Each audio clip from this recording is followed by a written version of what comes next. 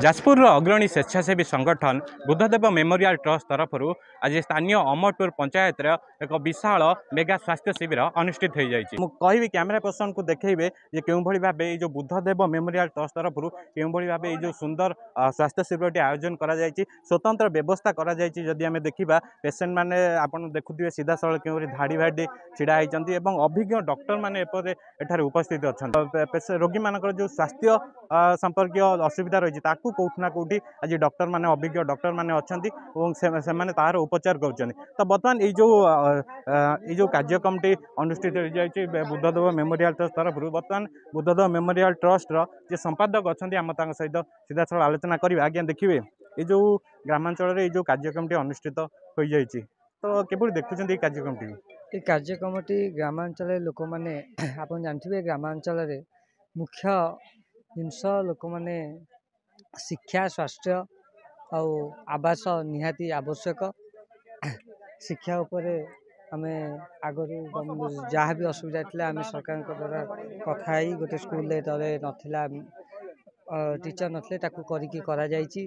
ग्रामांचल लोक मानकू किपरि मेडिकल सुविधा दिया जिवो लोक माने तार सुविधा नहीं पारे से बुद्धदेव मेमोरियल ट्रस्ट प्रतिष्ठाता श्रीजुक्त अटल बिहारी जेना प्रयास या निहाती भावे आज अमरपुर ग्राम जो अनुष्ठित होती पाखापाखि 300 लोक एपर्यंत सुविधा पाई सारे। तो आगू ये प्रयास आम निहाती भाव जारी रही। आगामी दिन में जो बुद्धदेव मेमोरियल ट्रस्ट तरफ कौन कार्यक्रम आगामी दिन में हाथ में भाई आम यहाँ स्वास्थ्य सुविधा द्वारा यहाँ आम प्रति पंचायत वाइज आम करूँ भावुँ। तापर आम गोटे नहींचु खरा दिन आसला गोटे लक्षे गछ बरी अंचल लक्षे गछ लगेबार गोटे प्रयास आगू जारी हेब।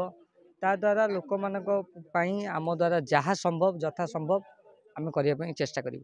निश्चित भाव में आप प्रतिक्रिया शुणुते आम सहित बुद्धदेव मेमोरियल ट्रस्ट जे संपादक थे सी प्रतिक्रिया देते कौटना कौटी ये जो अनुष्ठान दीर्घ दिन हम विभिन्न प्रकार सामाजिक कार्यक्रम कर आगामी दिन में अनेक कार्यक्रम हाथ को ना चेष्टा जारी रखी। तो बर्तमान आम सहित आउ जड़े सदस्य अच्छा जी बुद्धदेव मेमोरियल ट्रस्ट सदस्य अच्छा आज्ञा देखिए ये जो कार्यक्रम आज विशेषकर ग्रामांचल जो आयोजन कर कार्यक्रम करने मन को आसला।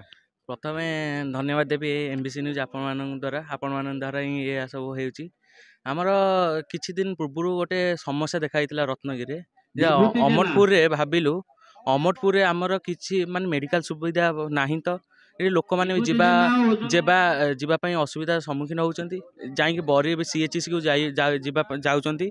तो से आम भाविलु आम अमरपुर गोटे कैंप पकईले आमर मागणा स्वास्थ्य सेवा केन्द्र पकईलु जहाँ अटल दादा अच्छा अटल दादा सहयोग कर।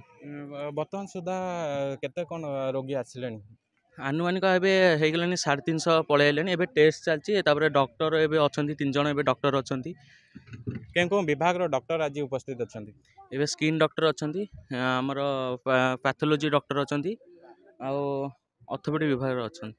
निश्चित भाव में आम सहित आउ जड़े जी थे बुद्धदेव मेमोरियल ट्रस्ट जी आउ जन सदस्य थे कहवा कथा हूँ ये जो सेवा कार्यक्रम चलती ये आज नुहे कि काली नुह दीर्घ दिन हम ये जो सेवा कार्यक्रम चली आज जो स्वास्थ्य शिविर अनुष्ठित हो जाए स्वास्थ्य शिविर में विभिन्न प्रकार जो नामी दामी कंपानी औषध जोगाई दिखाई विशेषकर जो ग्रामांचल लोक मैंने रही स्वास्थ्य सेवार जो मैंने पूर्ण होती से कौटना कौटी ये गोटे सुजोग सृष्टि करवा स्वास्थ्य समस्या दूर करने। तो बर्तमान आम सहित अच्छा जड़े एठार जड़े रोगी अच्छा आम सहित सीधा सड़क जोगाजोग करवा।